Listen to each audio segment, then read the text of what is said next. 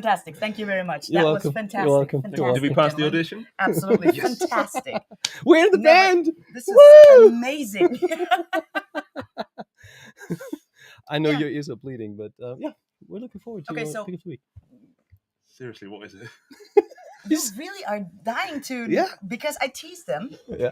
I said, well, I have it with me. What is it? I'm like, I'm not going to tell you. This is going to be a surprise. So it might be not a surprise when you know what it is. I know what it is, I know also. but I'm still happy. But it's so cool. Is it behind us? Behind us. No. My PIA? Yeah. No. No. Okay. Oh, I don't know what it is. No, me neither. You thought the same, right? I thought it was the pier. Yeah. Okay. Gentlemen. It's little nipples. Little Nipples. Yeah. That's a band. So, I don't know if you can see those. Can you? Shall I take them to the camera? Yes, please. As you... Show them. Because. Exactly. So, here's a story. I had guitar. Focus. Oops. I had guitar strap locks. It's, for those who don't know, you attach one part at the guitar and the other part at your guitar strap. And then you just lock them so it's safe and your guitar doesn't fall on your big toe when you move around like crazy. So I was using those for quite some years. And then I realized the one show that I played 200 years ago, I was on the drum riser and I jumped down. And it was my S470 DX. And I jumped down and this thing on my guitar broke off. It's metal, but it broke. So I landed on my feet and I held my guitar like this and was swinging to the left and to the right. And I said, I don't trust these anymore. So what I do is I use these little things that come, by the way, on German. Is there a specific name for those bottles? I don't drink beer, so I don't know. You know the plop kind But of the plop beer, when you open up a beer, it's always like. We No, call, actually, in English, we plop. call them the Grolsch. How? Grolsch. There's a Pils Grolsch. Okay. Grolsch is the brand like Budweiser or Yeah. any other well-known. And some beer. brands now started gluing them to Okay. the bottle. Yeah. Okay. You can't get those off. Like when I'm somewhere at like a Steve Vai concert, I look on the table and I see a lot of those beer bottles with people that drink those beers. And I'm like, can I have your pimple? Pimple, whatever you want to call these. I don't know. Okay. And I always get them and take them with me. And then what you do is you attach your guitar strap to your guitar. And to secure the guitar strap, you simply put that little thing that comes for free on every beer bottle that plops. And you will never, ever Snap lock. snap lock? Yeah. I don't know. Like on a guitar case kind of thing. I don't know. Anyways. But that's my pick of the week because I've been doing this for quite a while. But just yesterday, I got these new ones. And I'm very happy and excited about those. Is that okay? Of course. I mean, in theory, it's not necessarily a pick of the week because they've been around for. I know, but I picked them decades? yesterday. Oh, okay. There you go. Yeah. I mean, we'll make our own rules. Okay, so it was that not will the do. greatest. I know how this is going to go when we buy a bowl or a burn, and I'm fine to accept the lose, and I'm fine that Jen is going to win just because of the way that the chat is organized tonight. But Little red nipples that come on beer bottles. Come on. That sounds like a song title. Just saying. Okay. Little red nipples. I've said it now. It's out of my head. Good. Right. All right. I'm dying to hear what the people in the chat think. Buy, borrow, burn? Do you want to? I'll do it. Hang on. Big Andy. I borrow or burn? My Jam Junior. I love them. Thank you. Exactly. So, buy, borrow, or burn. Apparently, if you're writing the word nipples in the chat, you're getting your comments are getting held for review. So chill out with the nipple talk, okay? That's your fault, Majura. Sorry. I never know how we do this, even though we do it every week. We have to guess for one another Correct. whether someone would buy one of those pieces of gear, someone would borrow one of those pieces of gear, and someone would burn one of those pieces of gear. We're not really burning it, so just chill out, okay?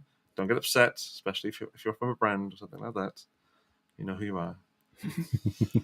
So then what happens is I'll guess for Dan, Okay, fair enough. and then we'll take it from there. Wait, Well, I'll guess My- for Jen and Jen for you. All right. but my item can't be bought because it comes for free when you drink a beer. Yeah, you can Not buy a my beer bottle. problem. There you know. There you Not go. my problem. Okay. It's actually strategic advantage. It is right? strategic, Yeah, isn't it? It's yeah. very cheap. Yeah. Also, whilst we're doing this, please leave your choices of which piece of gear you would buy, borrow, or burn. Sorry, buy, borrow, or burn. Thank you. In the chat, and we'll read them out. I think Dan would buy the cat piano. I did. I think he'd borrow the strap locks because technically you borrow them from people from the brewery. I think he'd burn the Strymon pedals. Nope. I borrowed a Strymon from you because apparently I don't have experience with that. Well, I'd be intrigued since you said it's such a great pedal, and a lot of other people say it's a great pedal. And now there's even version 2, which, from a managerial standpoint, definitely makes it a sales success. I would love to try it. And actually, he brought his Beatronics pedal, so I hope I get a chance to try the zombie, that. yeah. The zombie, yeah. Zombie. Zzz. Yeah, so I'll probably burn. I'll drink the beer and just burn the bottle with the snappy kind of thingies, the nipples. It's a great idea, but I just don't use them. It's just because on the Ibanez guitars, usually you already have larger strap pins, so the strap will actually hold. May I just say, if you use a strap for a long time and it's really, Of course, it doesn't work. I guarantee the longer you have it, the more saggy it gets. Again, Absolutely, I agree. all right, I agree, but still, it's my pick. So, Okay, so can we nail that down? So you would buy the piano, borrow the flint, and then burn the nipples. the nipples. All right. You called it. You said it. Sorry. Yeah. You go jogging, you sometimes burn Is the it my nipples. turn now? Yeah. It you is guess your for Andy, and I guess for you. Guys, so what for both of you, right? You guess what I would do. Oh, okay. He did just for me. Okay. It's not So, not that it's- easy, see? It's not easy. I get it wrong every week, and it's Okay, good to know it's so not just me. I am going inside of your head right now. All right. Inside the throne. You, as a pedal freak, you would totally buy the pedal, Right? right? Don't fall asleep because I'm massaging your head. The little toy thing. You're goofy enough to buy it and use it. So I would say you would buy that too. Ooh. I can't buy the pedal and the piano, Jen. It's But one or the other. It's hard. Okay, so then you would probably borrow this and burn the nipples. So you're saying buy the pedal, borrow the piano, burn the nipples. Everybody's burning nipples. This is going to be like the major headline of this whole Oh, yeah. episode. That's I the episode thought it would title. be something Oh else. my god. Burning nipples. Yeah, there you go. Featuring Jen Majura. There you go. Perfect. Thank you. I can totally see the Guitar World headline. Burning nipples. Jen Well, Majura. the people in the chat are having a good time. That's all we're here for, to entertain and borrow your time. Jen, I'm afraid that I would buy the piano. Really? Yes, 100% buy that piano. I need a Cat Star Wars piano. And in fact, I may not leave Germany without having purchased one. I would. That's the simple, easy, clear cut. That's always easy. When there's one that stands out, I know that's the answer. The other two is difficult. But I can't believe it. I would borrow the nipples and burn the pedal. I burn my own choice. I can remember a lot of times that this happened. And actually, I find it pretty interesting that I'm about to win with that child piano. I love the quirkiness, and goofy was Yeah. exactly the Yeah, right word. yeah, that's right. And I love the fact that it's a bit unpredictable. You press the button. Oh no, it just goes off on demo mode. It gives you applause. Yeah, of course. That- Anything that's- that gives me applause, Yeah. my ego loves that. Yeah. Everyone should have a round of applause every now and then, right? Mm. Yeah. Okay. So you got one right out of three, which is pretty good. Okay. Now Dan has to guess for you what Alright. you would do. She would buy a bottle of beer, drink it, and I don't drink beer. You've give it wrong. give it away to Andy and just keep the nipples. You would borrow the piano just to have Cookie jump on it and play various melodies, some random melodies. Doop, doop, doop, doop, doop, beep, beep. And you burn the pedal because you don't use pedals anyways, right? Perfect. Yes. You were. I'll make it short. You were 100% right. I know you well. Yeah. Which makes the piano a winner. Hang on. We haven't gone to the chat yet. Okay. In the room, it's the winner, but let's go to the chat. And frankly, they're far more well-behaved than we are, so let's go for it. So, Andrew Bimson would buy the beer, borrow the piano off my daughter, burn the flint. Nice. There. Michael Lerner would buy the Aldi toy instrument, borrow the rubber nib in Jen's style, and burn the Strymon because Jen's and Dan's pick of the week was something out of the box. You Oh. wait till next week, Michael. That box will be a speck of dust to me. Oh boy, we had synthesizers in the show. We even went way out of the box and had basses on the show. What else should we pick, right? Max E would buy Dan's piano, borrow Jen's, and burn the piano pedal. Can't It's my say own this fault. stuff. I said it. It's my own fault. I'm not reading it out. Sorry, we're actually quite tired because we were up late last night, so hence the funny chat. It comes alive. Burn that piano. Burn that piano. Gary O'Neill would buy the beer nips, which I think is a great brand name. Beer nips. Yeah, Jen Majura's beer nips. there we go. Borrow Dan's piano and burn the flint. Okay, everybody's burnt the flint so far. That's fair. Sorry, Strymon. I mean, just to defend the pedal for a minute, it is phenomenal, but it is a lot of money these days. Oh yeah, it's super expensive. I mean, we learned from Beatronics that there's a group of customers that are open to paying that amount of money. But I don't know, like the Beatronics, it's goofy. It has that kind of graphic creative on it. That's very artsy as well. And the flint is more or less like a mass-produced kind of thing, successor of a. I think it's the product. least interesting because it's of pedals. It sort of sits under your sound or it envelops your sound. Also, got to say, like there were so many great pedals being released lately with the Keeley Halo. Yeah. We had the Multiverse, the Yeah. Wampler. I mean, the timing is a little bit tricky at the moment. But it's a Strymon, so those Strymon fan people are going to lap it up. Nom nom nom. Nom nom nom. Lastly, but never leastly, Valeria would buy the red nipples. She says you're brilliant. Borrow that toy just because you don't want to make Dan feel bad this week because I burned his pedal last week, and burn the flint and also marry Jen's PIA. Nice. You know what? I think also the flint is probably a super practitioner machine. This is a super practitioner machine. Yeah. Gosh darn it. All right, well, thank you for playing Buy a Bottle or Burn with us, Jen Majura. And thank you for inviting the word nipples to the show 25 times. So Actually, I said pimples. Like pimples. I don't want to argue with you because we're friends, but I do believe you said nipples first. Then you went on to pimples later. Well, maybe. And I find pimples more offensive than nipples, to be honest. Oh, really? Yeah. But Okay. not pimples, but pimples. Pimples. Pumples. Yeah. I don't know. Okay. That word doesn't even exist. Anyway. Right. moving on. If you have any questions for Jen, now is the time to throw them in the chat. I will put them in a little mental box and we will riff off them later. But now we're going to talk Steve Vai concert. Oh, yeah. Absolutely. Who wants to start? I would like to start, if I may. Because it was Andy's first Steve Vai concert. Can you even believe that? You lost your virginity. 2 in one show. Thank you.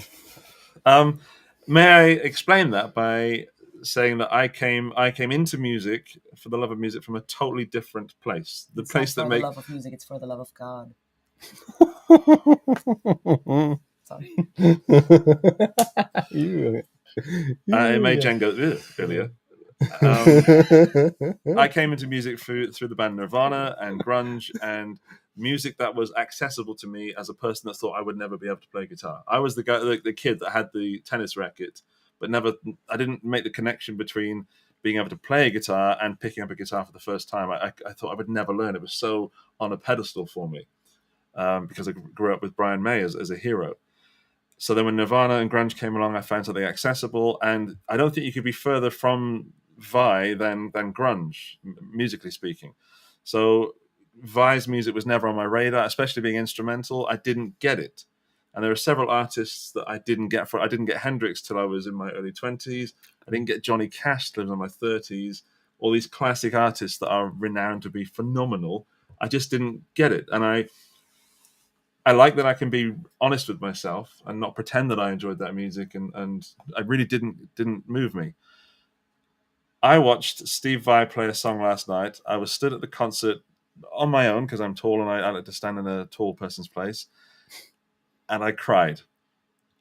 Tears were rolling down my face, and I was not aware that they were rolling down my face.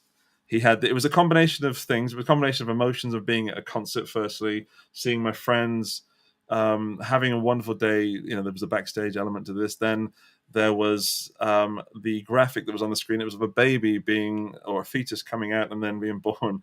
And Steve's guitar tone, it was sort of violin sustaining, neck pickup, thick and warm, but it was his note choice. That was I don't want to say icing on the cake, but that was the catalyst for this emotion, I think.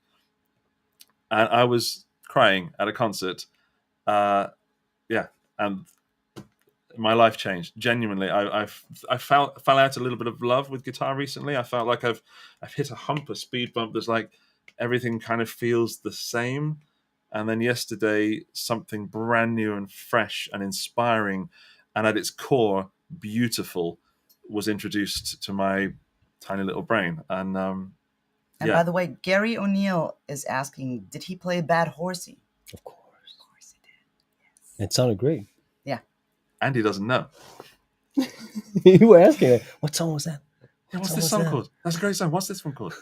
So forgive me, Vi fans, but I am now hoping to join your ranks of lovely people. But yeah, I'm going to shut up for a little bit because that was truly life-changing. Did you have an all right time?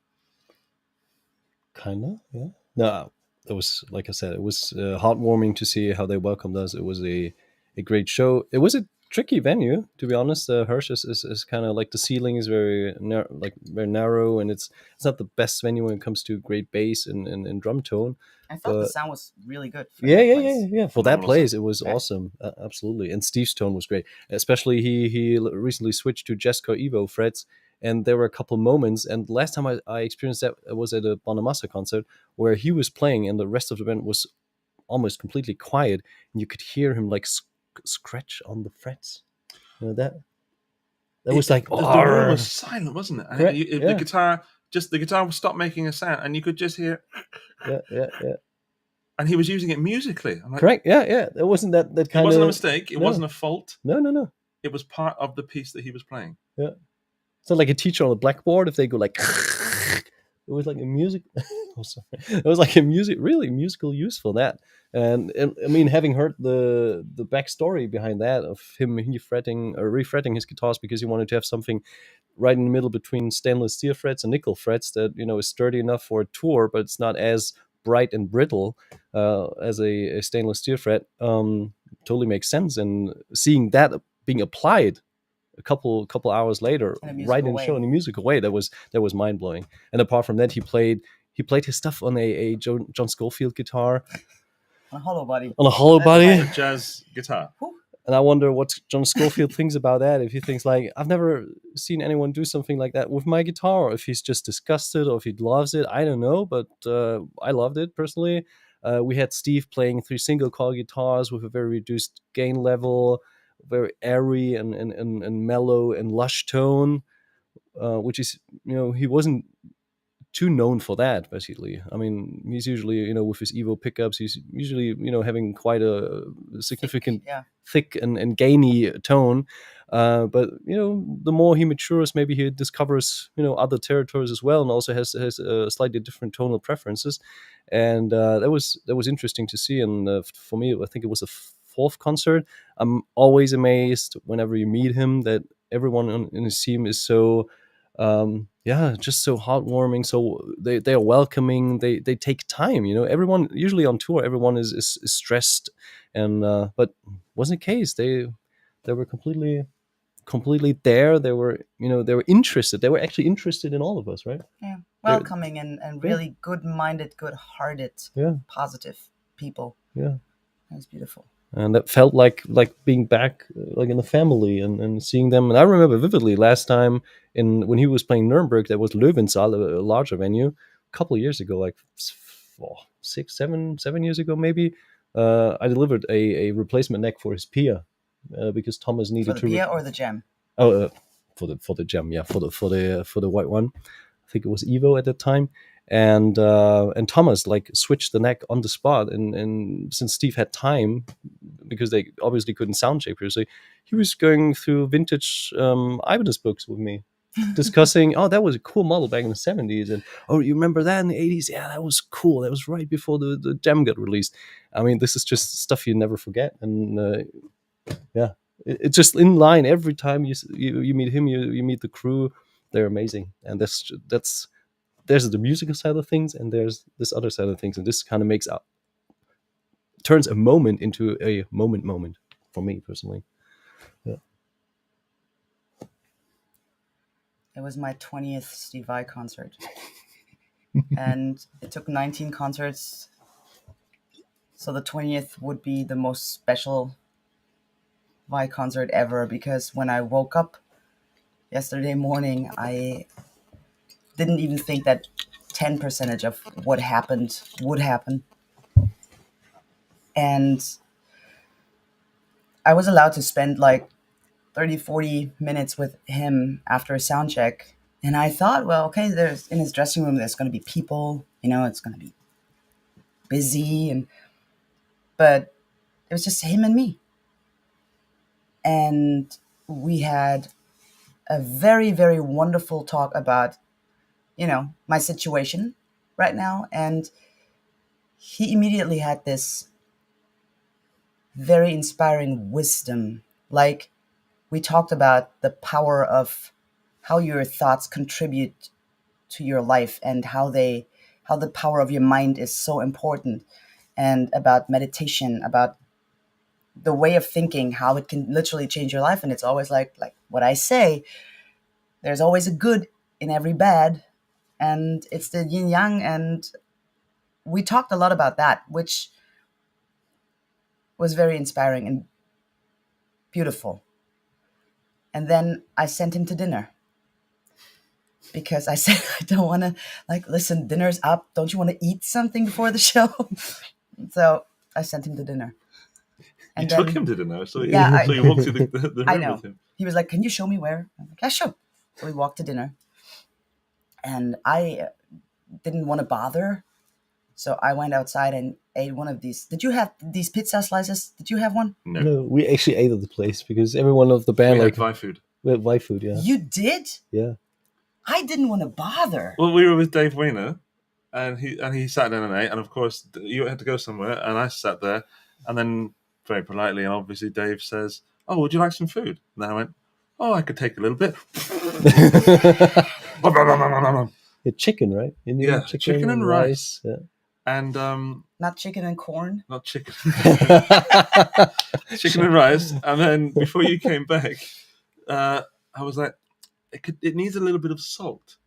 And then Steve was eating the same thing, and he had the salt shaker.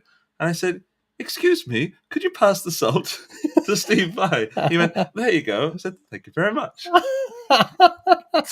You didn't even tell me about that. No, because it was too weird. And why is it weird? Honestly, I mean, the guy is a genius, but he's just. I know he's a normal guy, and he's one of the most normal and loving people I've ever met. Been in the presence of, but it's just I find that immensely funny because of the opportunity I had. Like, I could have completely fanboyed out, and I know there are some people who would fanboy and have all these and I have all these questions for him now, because now I'm a fan.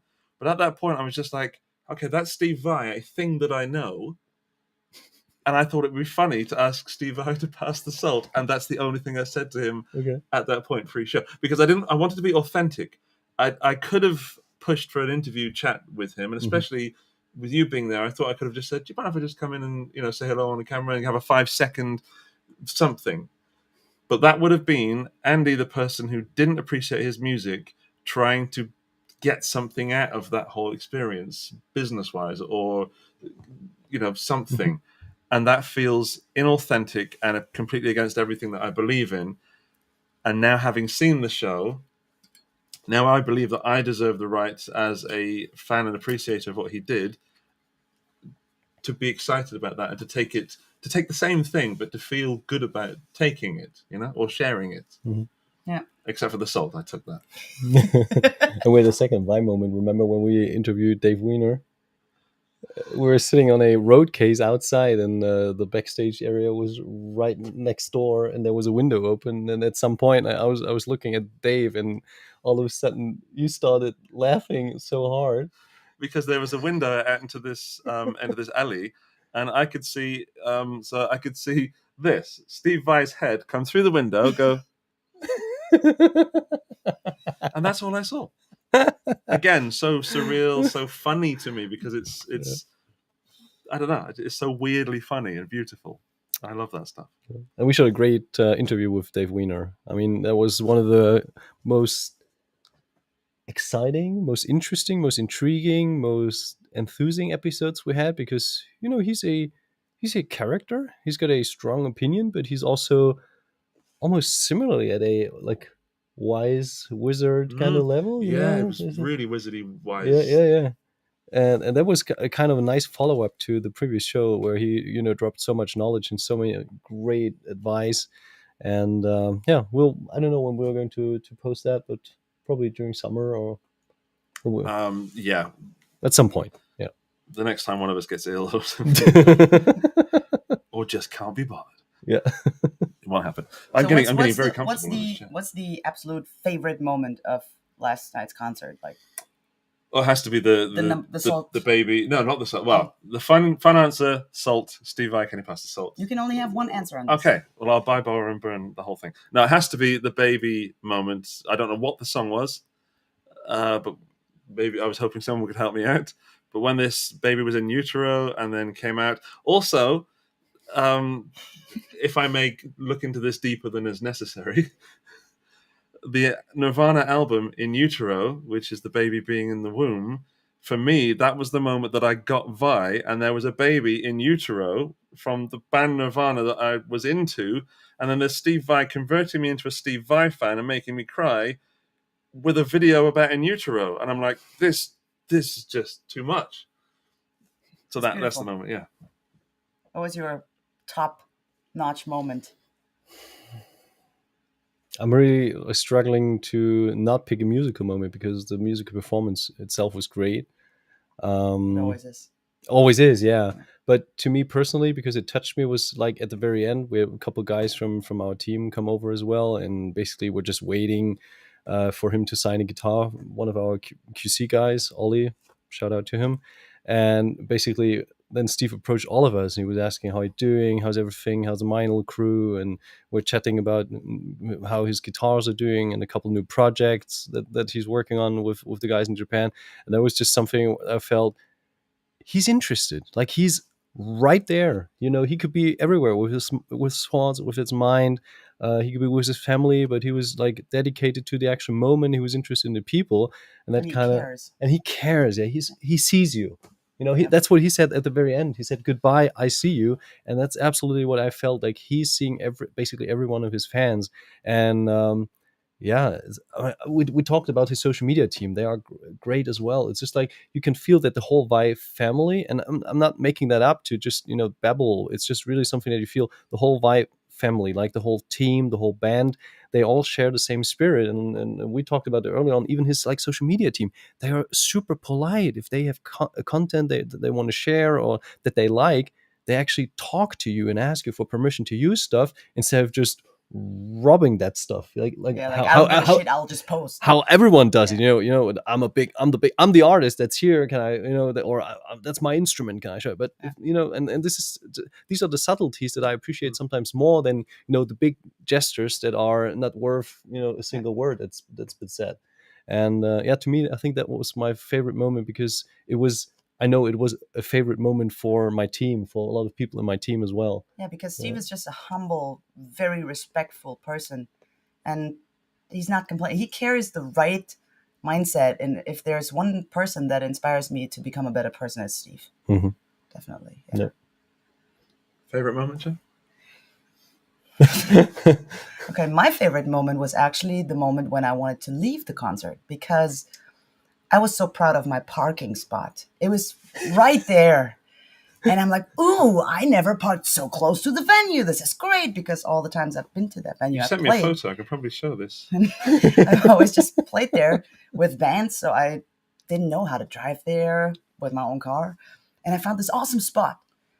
And I parked there, and when I wanted to leave, I don't know if people can see That's but Jen's white car in the middle with a traffic cone behind it. yeah. And then this big dark thing is the tour bus. Yeah, so I said goodbye to everybody, and I said, bye, see you next time, safe travels, everybody, thank you for everything. And I left the venue and found out that I was blocked by the tour bus. So I couldn't leave. I'm like, there's no way that I get out of this spot now. And then immediately I thought, oh my God, what am I going to do if bus call is like 5 or 6 a.m. in the morning? I'm going to sleep in my car, or it's like... So I went back inside. Everybody was like, what are you doing again here? I'm like, yeah, can't leave. When's bus call? And luckily, it was 1 o'clock. So 1 a.m. in the morning was bus call. So I was like, okay, there's another 2 hours. All right. And thank you so much, bus driver of the tour bus. You blocked my car. I couldn't leave. And that's why I was the luckiest little happy Jen, spending probably an hour and a half with Steve, his wife, and his wonderful kids in the dressing room just chatting. So thank you, dear bus driver, for blocking my car. That was my favorite moment. Nothing to It was all a great experience. Yeah. I know we're all together and in the same room, so this show has a certain energy to it that would be here anyway. Yep. But it is nice to experience something with friends, and then be able to share it with more friends. Well, sorry. Yeah, but that's what I'm trying to get across. You know, if you're new to the show, by the way, hello. Welcome, come back again. But if you're not new and you hang around like so many of you always do, it is so nice to be able to share this, at least the energy with you, that I feel re-energized and a new Andy. Should we move on to some questions for Jen? Yeah. So no pressure, but there's some questions in the chat to you. I'm trying to get them back. Here we go. I love it all. That's the username. Jen, you've always had very... I'm like, what is that? What is I love it all. I love it all. Jen, you've always had very expressive and wild outfits over the years, accessories and hairstyle the same. Where do you get the inspiration from? I just don't want to look boring. Honestly, and with like this jacket, for example, I mean, probably some of you have seen that on stage. This is one of my favorite stage jackets, and I just got it back. No, actually, somebody washed it before they shipped it. So this is one of my favorites, and I found it in I think it was Brisbane in Australia. And you know, when you travel the world, this is not only a piece of cloth. This carries a lot of memories with me, connected to the place where I bought it, that tour, a lot of good positive things, and I love it. And hair, well, I guess I just woke up in a bad mood or something and said, I'm gonna shave my head. No, I don't know, but any of you who want to do a mohawk, you be damn sure to do that, because growing it out is tough. And other than that, I don't know, do I have anything like extraordinarily outrageous styles? I don't know. You have your own jewelry, right? Well, I have a jewelry collection, which is little guitars. Yeah. And it's made by the company Rockies. But other than that, I just, If I may I? Of course. Thanks. I think it's your personality that amplifies your image, and then your image feeds back into that personality. So I think it's all one. I think you can't. I understand. Exhausting. I understand the question, but I think if you put your look on someone else, you wouldn't get the same look. just because there's the energy that you have as a person that goes into that look as well. That's Yep. And it's a Very nicely feedback put. loop. very nicely put. Yeah. Saying that I'm sure you could wear pajamas and still be Jen, you know. Absolutely, you should see. Oh, probably some of you in the chat, watching my vlogs I put out every. Oh, by the way, Steve Vai concert vlog this Saturday on my YouTube channel. Just saying. But if you are familiar with my YouTube work, the funny dorky videos that I put out there, I wear a lot of, like, in those videos, I wear those donut unicorn pajamas. Mm-hmm. I love them. Right? You had swirl pants early on, right? You changed. That was yesterday. Then I know Steve Vai was like Wait, mind blowing, but that was yesterday. you didn't wear them today? No, I thought you changed like at the hotel. no. Okay, well, okay. Did I? So I don't know. No, I didn't. So at least, I mean, But I have swirl tights. over the course of the last 48 hours, Jen at some point wore swirl pants, and they looked amazing. And that was another favorite moment of mine when I was able to show Steve my PIA, Oh yeah. and he played it, and he was like, "Ooh, feels nice," and that was.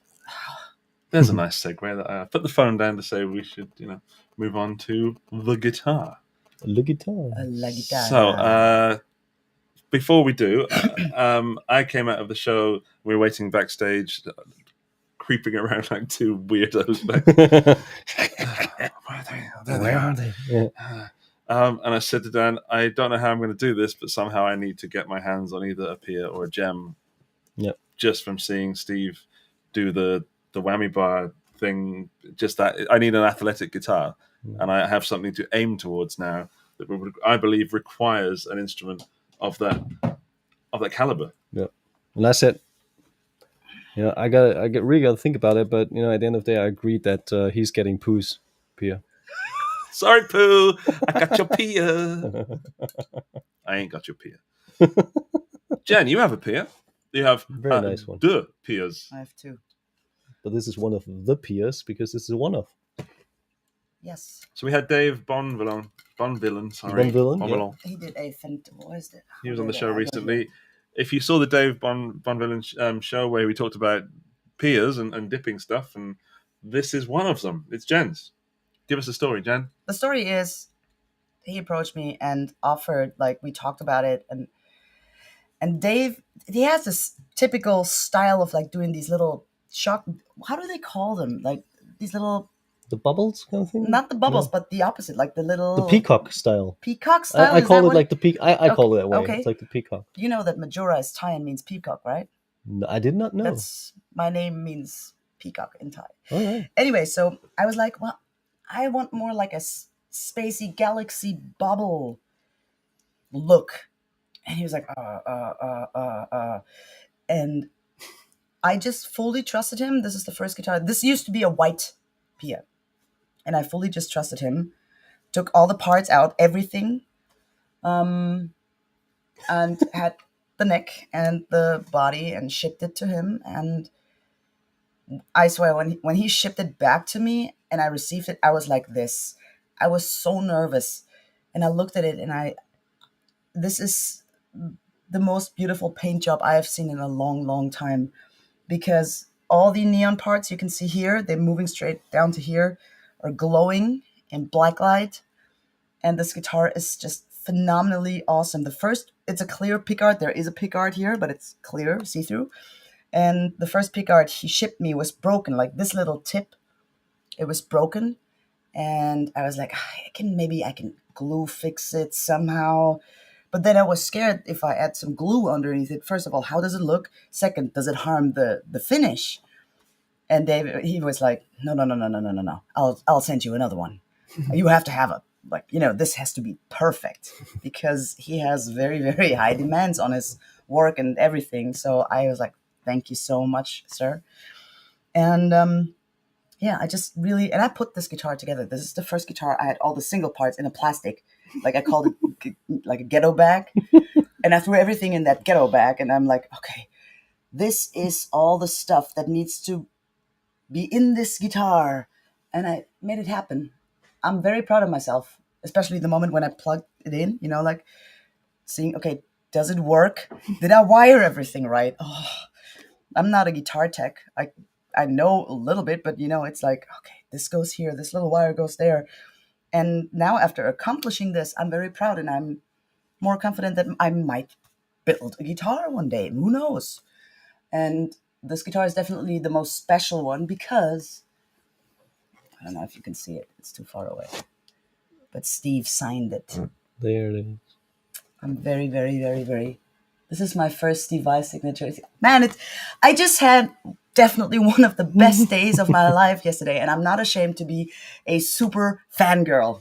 I am, because You shouldn't be. I told him, like, his music, since I was a child, means so, so much to me and influenced me and made me become that musician that I am today. And I told him that, and he was looking at me and he's like almost crying. He's like, oh, gave me a hug. And I'm like, it's true. And so yesterday was just mind blowing. Good. You know what? This guitar should have some sort of LEDs underneath the acrylic Yeah. scratch plate, right? Mad Hatter? Why do you say that? Now I am thinking about this. Bon Villain said that to me. He said that to you about this PIA? No, about my AZ, and he was Ah. I need some, and Dave knows shit. He's easy. His style advice is he's cool. so great, yeah. Yeah. You could even have it like, is it push pull? You can have it change color when you push pull. Now you might make me think about that. Yeah. No, but really, I'm so hoping for the PIA 35th anniversary to really materialize, because this will make that art form available. So fingers crossed that they'll do it and see who'll approve it. So for all who don't know, like, the PIA is like the new Vai model, right? It came Correct. out in 2020 Correct. At And- NAMM, at NAMM. 3 So- limited colors. What happens to the Jam family now? What happens with those guitars? I think they're still alive and well. Throughout the pandemic, there was a bottleneck in terms of production, so there were not too many new models. But the Gem is still available as a premium version, the white one.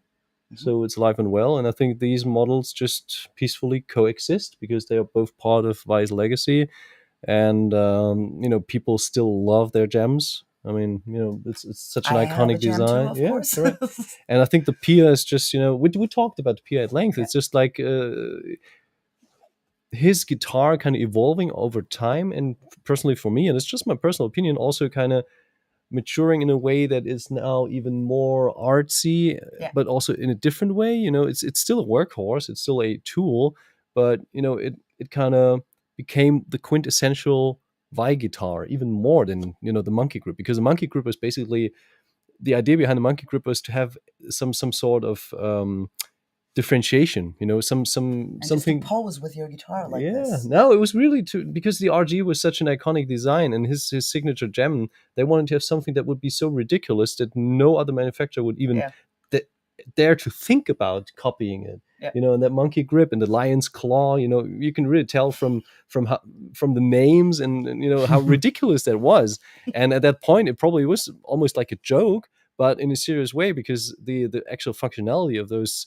Of the Monkey Grip and also Lion's Claw is without doubt, but how they called it and how bold they were to kind of release a model with a handle, it's still mind blowing. Carried like a purse. yeah. But he didn't dare, and we've seen so many iterations of this with others like Herman Lee putting also his E-Gen models, the Kung Fu grip he called that. I don't know what he called it, but he had like here, like Yeah. little figure grips. Yeah, and Dave Bonvillain, he has his own body design. I think he's selling these as well, and he has a similar approach. But I think the grip for his hand is in a different spot. Mhm. It's just, I don't know. This is ridiculously cool, and going full circle, I think the Gem will be there and will forever be there. But at the moment, PIA, it's the name of his wife. It's also because PIA 3761. So basically, July 3rd, 1961. So that's beautiful to know about as well.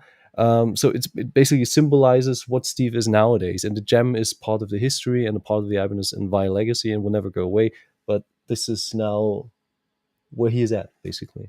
This is what Steve Vai is about today. With all the intricate details and everything. Tell us a little bit more about, I mean, you probably told about this guitar like so much, but what makes Floyd's in Steve Vai guitars so special?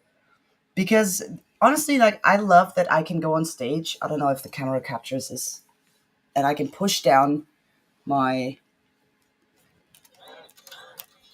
Can you see that actually? Bloop, bloop, bloop. So literally, They could hear it. I mean, Yeah, some it's just- ASMR, guitarist ASMR. But then I let go of the whammy bar, and everything is in tune. Yep. There are some guitars that are not staying in tune, just saying, but this one is always in tune.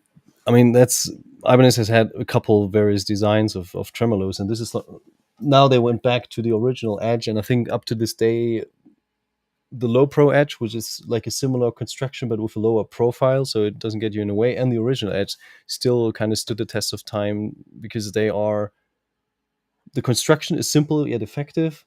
And they are just rock solid. And even after, like, if you own a Gem Loch Ness Green from '87, it could always still work. There's nothing wrong about the Edge, even if you play it for months and months and months. And I think this is just something that has kind of, like I said, kind of stood the test of time. And we've seen other tremolos, that were also great, like Carlers and different Floyd Rose variants. But I think the original Edge, there was just something that was right about that. And going back again to '87, having a Gem and also the RG as a standard model with all those designs, to me, still make it very special, because right from the get-go, they got everything right. To me, it's the RG or the Gem is basically what not the Telly, but maybe the Strat was back in the 50s. It was just a guitar that was so well thought out that there was not much you could improve. But this is like if you compare the Strat to the Gem or to the RG, so it's like the vintagey old school 50s kind of idea, and then it's the 80s shreddy kind of idea. And this is just something, and it's iconic. And absolutely. Yeah. And well, I think, like, honestly, even if it's I don't know why this hasn't happened like earlier, but this one is the best invention ever. We need that on all guitars. This is absolutely. So good. Yeah. It's so easy, but so good. How many times was I there and I'm like, let me quickly fix something. Damn it. And it was screwed. But this one is magnetic. So this is just hilarious. There's the signature, Dave's signature. Oh, yeah. You didn't see it, right? You can have a look. I haven't seen that. There it is. 2021. Yep. Dave Bombillin. Oh, yeah. He signed it. Nice. He's keeping track Cheers, of yeah, it's great. I think Dave's keeping track of all of his creations. Absolutely. Yeah. So his babies. I think he said in the podcast. And I don't know if I mentioned it before. I'm just so proud. Steve signed my PIA.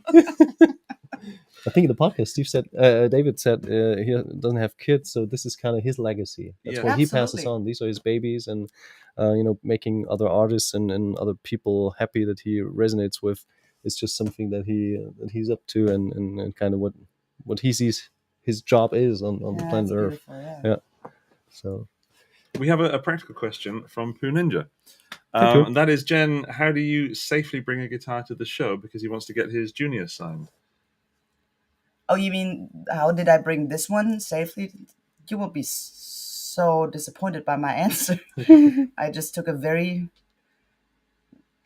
affordable soft gig bag thing, and all I do is I carry this guitar with me no matter what I do. Even if I go to the restroom, I'll take this guitar with me, or somebody I trust, I have him or her watch that guitar, but I never ever put her somewhere and leave her. Yeah. The one moment that she was not with me was when actually I wanted to, some friends were there as well, like those were there too, but other people, and they asked me, hey, do you have the PIA there? Can I see it?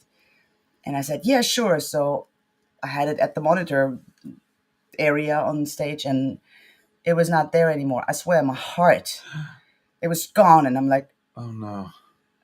So my friend Danny, who does monitor for the whole Vai tour, I look at him, I'm like, where is the guitar? He's like, oh, it's in Steve's dressing room already.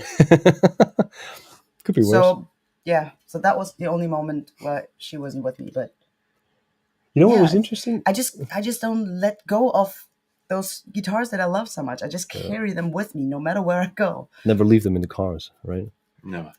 But what was interesting, I don't know if you saw that, but actually Steve was carrying his guitars in gig bags.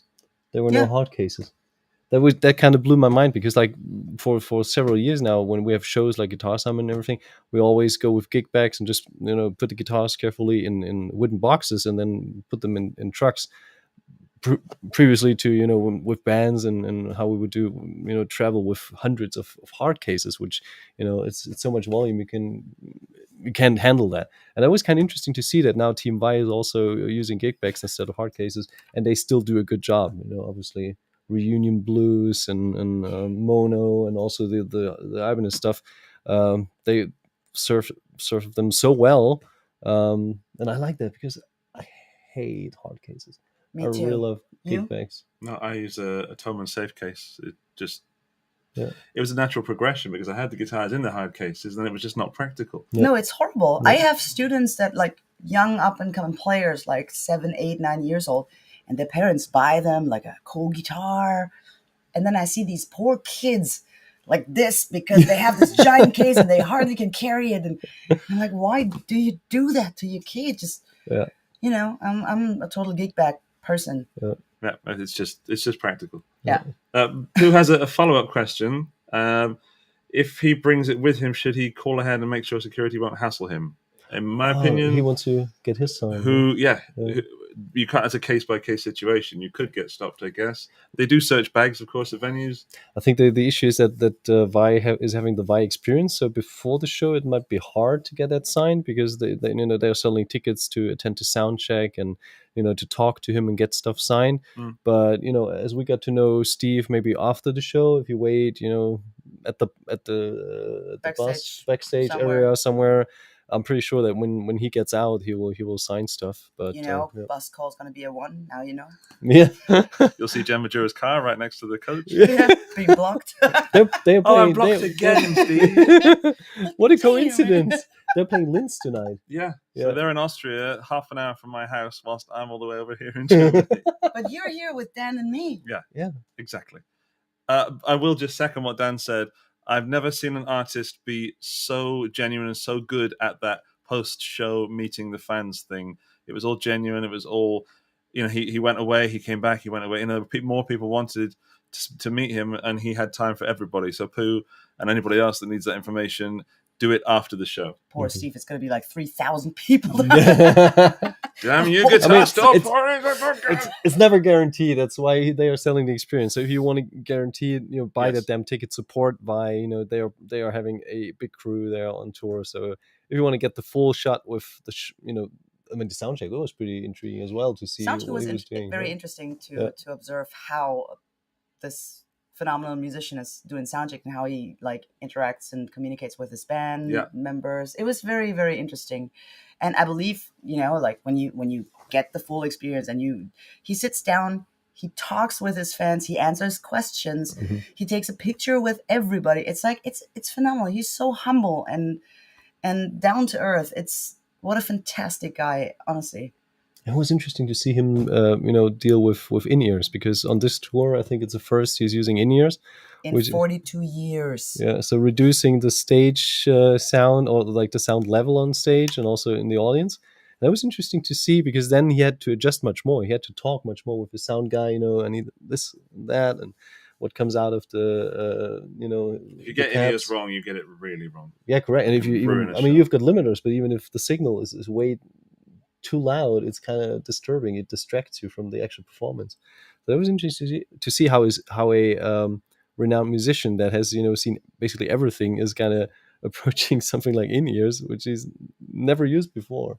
So my first experience with in-ears was, of course, when I joined my last band, and everything was with in-ears, and I never used in-ears, and it's so different. It's so isolating. When you have a good monitor guy who knows his craft, and the monitor guy working for the band is like phenomenal, but still you feel like very isolated, and you get, if you know what you want and what you need to hear, what's important, and eliminate a little bit what's not so important.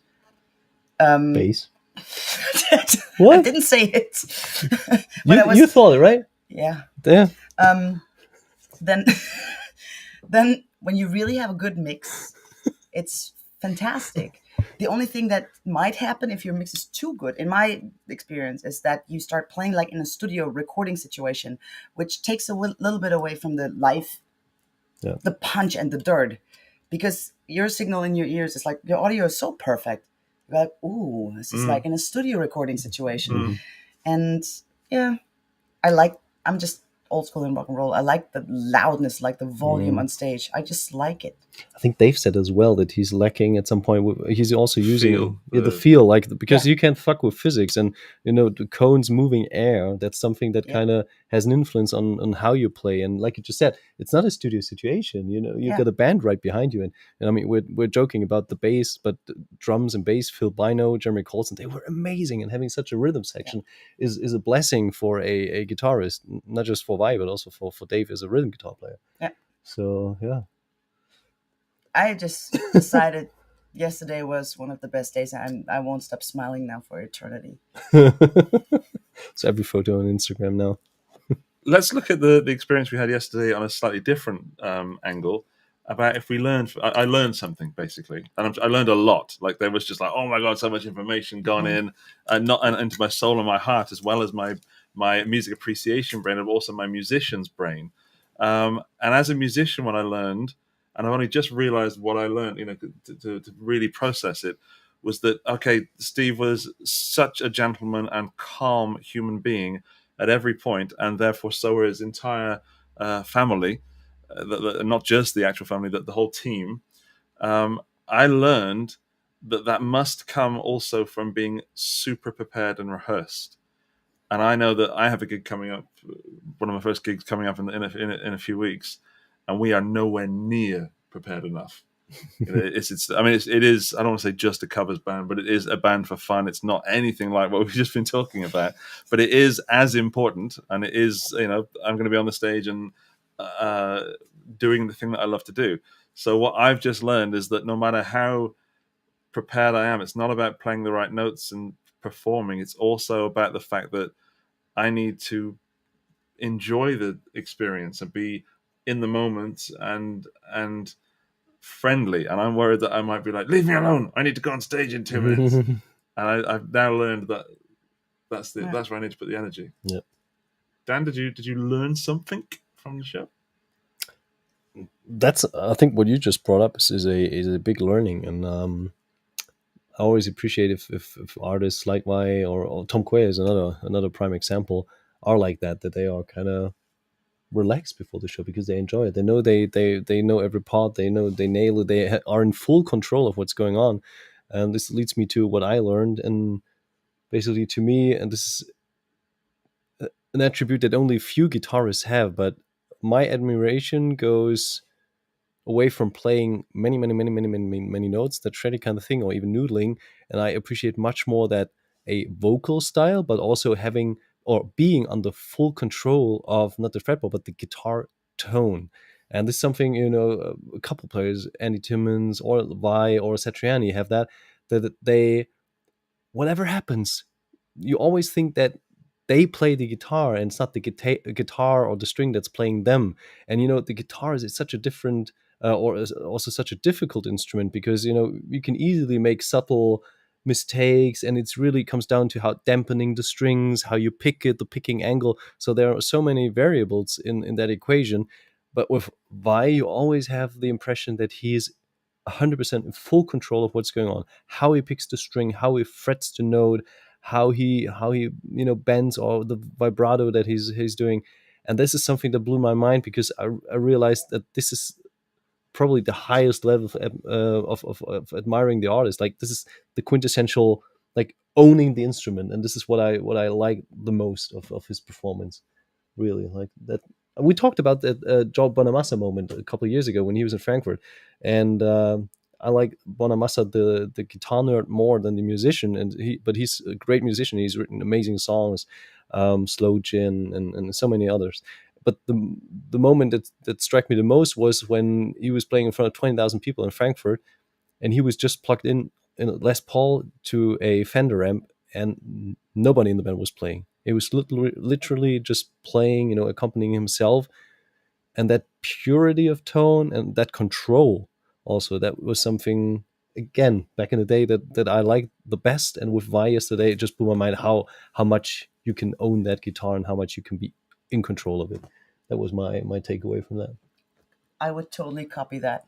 Okay. Absolutely, because one of the biggest compliments I've ever gotten, I mean, minus yesterday when he talked about my guitar playing, but I joined Free Kitchen one time on stage for one song and during soundcheck, and one of the things that Matthias said to me was not, hey, wow, you sound great, hey, you play great. No, he said, wow, you really have good control over your instrument. And I admire that a lot, like how he's capable, I mean, Steve is capable of owning this entire instrument with every little screw that is anywhere. You know, this is impressive because that takes a lot of time with your instrument, years and years of like experience, and that's really something that I look up to a lot. Yeah. Jen, could you tell us the story you told me earlier about the fact that Steve has picks on this side of the headstock? So I just want to, I know we're goofing off with Steve Vai here, but I know, the point I want you to, by telling this story, is that Steve Vai is still learning and still tweaking. I think he's, what I admire a lot is as well that he's open-minded and always trying to be innovative and always tries to like reinvent stuff, like open for anything new, and that's something cool. So when I was in his dressing room, it was just him and me, and I said, hey, can I ask you a question? and he said, yeah, sure. So I went over and looked at one of his guitars, and he has this, how do they call is it just a pick holder? Pick holder, yeah. Nothing special, fancy? Attachable. No. Okay. That was available. So he has this pick holder right here, and his guitar picks are sticking out to the front, right? Like these spare guitar picks. So if you want to like have a spare guitar pick, you just take it and put it here into this little thing. And so he has a couple of those there. And I asked him, like, why do you put them there? And he said, why not? And then I said, yeah, well, but if I play, this is my fret hand. This is my pick hand. Let's imagine I play and I drop my pick. I have to reach over to here from the front and pick that pick. What do you do when you just had shoulder surgery and you get up to here? You can't even reach that spot. And I said, and then he started kind of like talking to himself. Like he's like, yeah, I would have to stop playing, reach to the guitar pick with my left hand, take my guitar pick to the right hand, and then I would continue. And then he was like, well, where should I put them? And I said, well, I use a little, I don't know if you can see that. I use a little tiny piece of gaff tape, and I put it right here. And I attach my guitar picks right here because that way they're closer to the fretting, to the pick hand. So if I drop any guitar pick, I play, drop, I go here. Free pick! And I continue playing. Pick of the week. So, pick of the week. So that was a very interesting conversation I had with him. Do you want to keep it? Yeah. Wow. Hell yeah. Yeah, so I love that story about Steve because it's still cool. Firstly, that he's open to, like, who are you to tell me, this? Yeah. But also that he's so curious and the final percentage tweaks. The first thing when I said, like, this is how I do it, I didn't go like, you should. I said, this is how I do it. And then he took his guitar and he was like, can you see that hand? He was doing this, like to check if there's enough space. And I can tell he was like seriously looking for if that would be a possibility. So that was kind of made my day as well. Man, so much made my day yesterday. Maybe we'll see that on the US tour, right? When they were hitting the road on the US tour, maybe they made some changes on his tour guitar. You never know. I swear, if that happens, oh my God. So then you have to be the almost opportunistic YouTuber and say, yeah. I taught Steve Vai where to put his picks. I would never say something like that. That would clicks guaranteed. right? I taught Steve Vai how to hold a pick.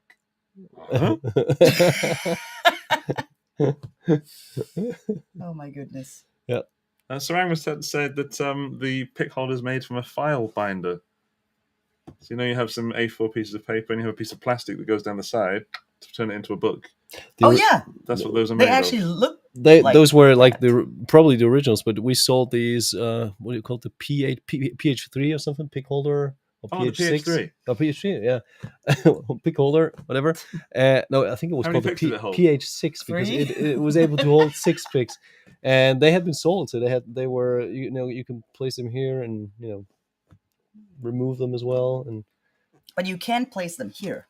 yeah. Are they flexible so you could put them here? They were flexible. I think that might be a little bit, the curve might be a little bit too hard, but here that would probably work. But we talked with his guitar tech last night, and we said like Steve's fan base is so big, and he's got he's such a figure at the forefront of innovation when it comes to guitar playing, that him having a accessory company like let's call it Vitech or something, that releases such stuff like a magnetic kind of parts that you can put in the back of of the tremolo cavity, or the stuff where you can place the Allen wrenches, or the tape where you can place the glass slide or something like that. I think that would be a business model. I totally could see that. Vitech. Yeah. Well, I don't know. Maybe we'll see it. Maybe I'd not. buy everything. I'm a fangirl. Well, we also made a video of his guitars from the night, and each one was slightly different. Each one was a tool. We talked about it on the Ibanez live stream earlier, but I loved the fact that how road worn these guitars were, and not in a relict way. Not that I have an issue with relic guitars, but and you touched on it, and it was how these poly finishes are genuinely worn down to the wood. So thick, right? By a guitar player. By a human. Yeah, Yes. yeah. Well, I'm not sure about that. Still not convinced. I mean, in the heart, yes, 100%, but I'm not convinced a human can do that.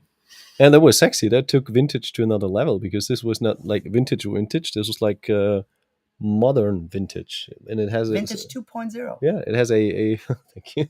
But it has that specific vibe of being an old guitar, but still being a modern guitar that's very comfy and has all the bells and whistles that you would expect from a shreddy guitar. And to me, I was completely drawn to that, to seeing those guitars that had been played for 20 plus years, and they looked sexy. Have you played it a little bit? Actually, I got to play obviously the AT inspired model, the one with the 3 single coils, because to me it was the most intriguing one, because he had Fat 50 pickups in there, and he's not a guy he's usually having guitars with tilted headstocks and not like the Fender kind of Strat style headstock, but this guitar was pretty similar to the Andy Timmons models, but had a monkey grip.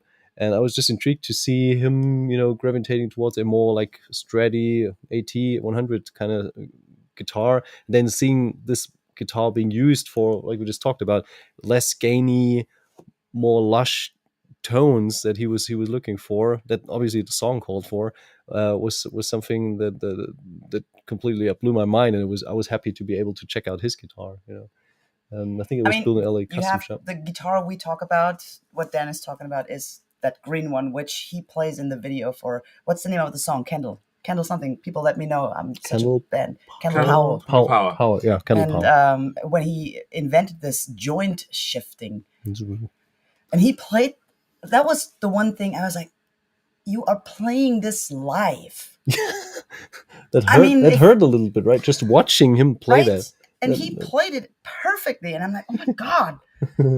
This was something. It's like his fingers are individual beings, and he is the master of these things. You remember the scene from Doctor Strange where he grows like little hands on his fingers? Yeah, it's almost exactly like that, right? It's like every finger has a life of its own. Yes. And he has like 4 different brains to control all these 4 fingers individually, and it's just fascinating.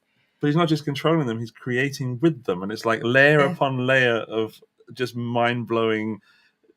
A question I have: how many? What percentage was Dan? guitarists to non-guitarists were in the audience last night as a pure guess. I think the percentage of guitar players was pretty high. I was pleased to see quite a few girls, because usually, back in the day, if there was a guy and there was a accompanying girl, you could tell it's either the girlfriend or the wife, and they were like, after 50 minutes, when is someone starting to sing?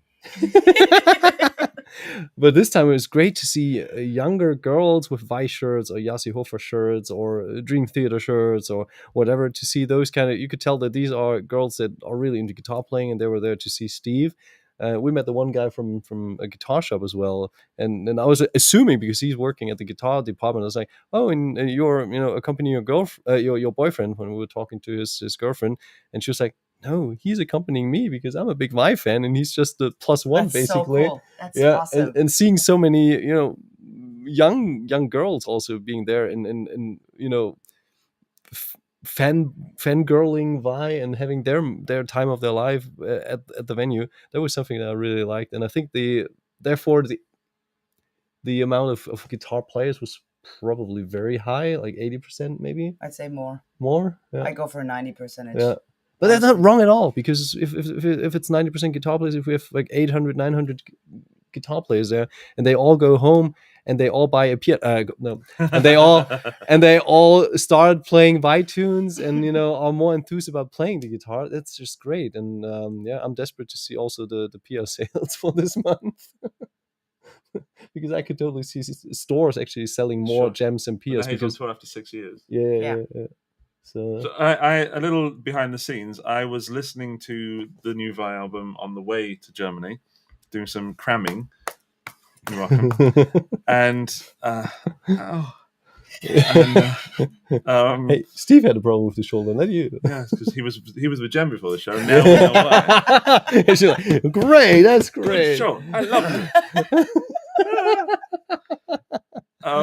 So I was listening to the album, and a few tracks grabbed me. So Candle Power was one, Greenish Blues was one, and Knapsack. Mm-hmm. Yeah, Knapsack is fantastic. But I did find myself zoning out a lot in the album, and not getting it at this point, pre-live show Vai.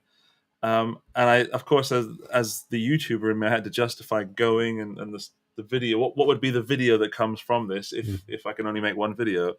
And the thumbnail title was going to be, "People actually listen to this?" ? Because, and I know that sounds horrid, but that is the person I was yesterday. Okay.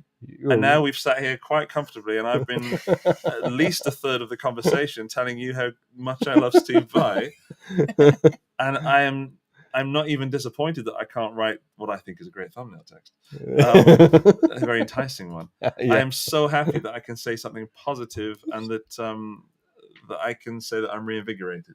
Great. And you're really chasing the clicks, right? Really am, yeah. Careful, shoulder. Yeah, thanks. That was still a bit too much. She's so strong, huh? It is. Yeah. Very monkey grip. Monkey grip. There you go.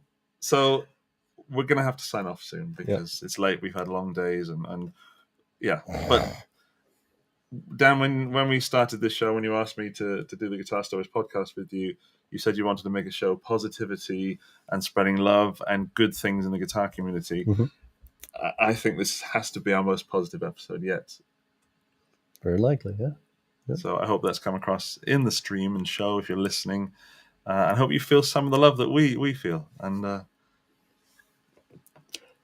thank you. Do you want to tell us about your new song that people can check out? Okay. I wrote a song. And it's called Testicles.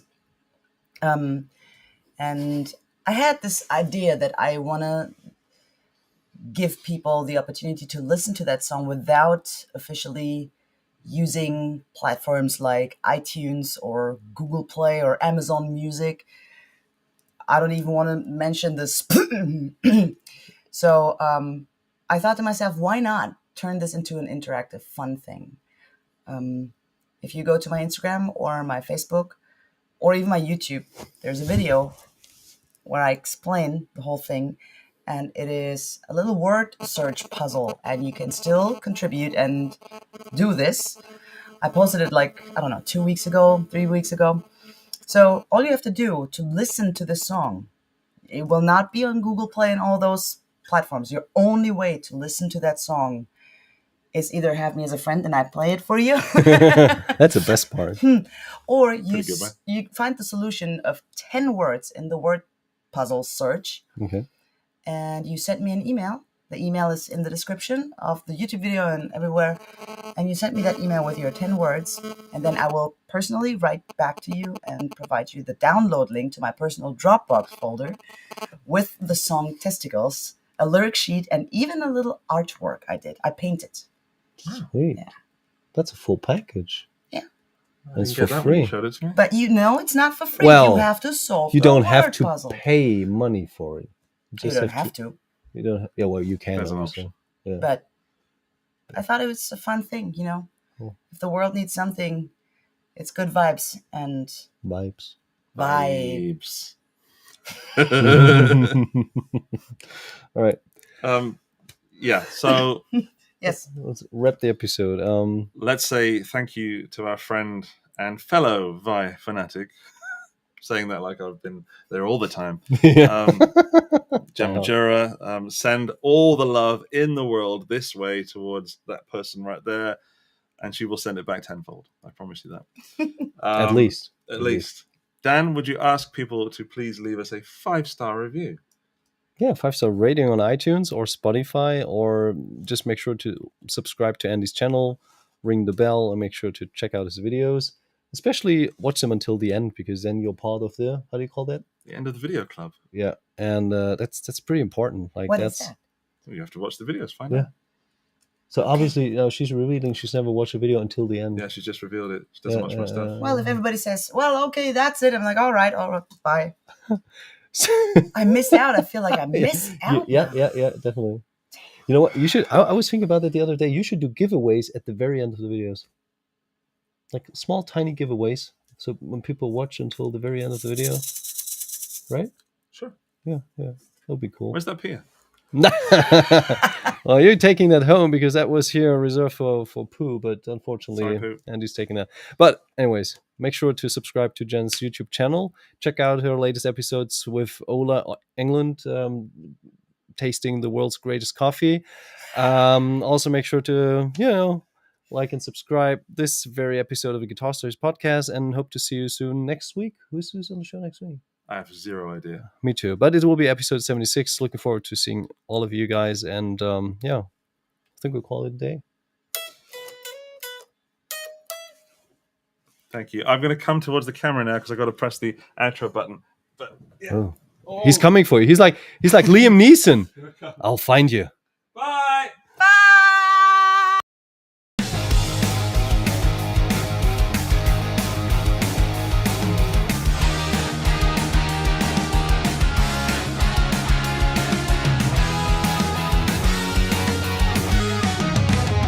Guitar Stories Podcast, your #1 show for everything guitar.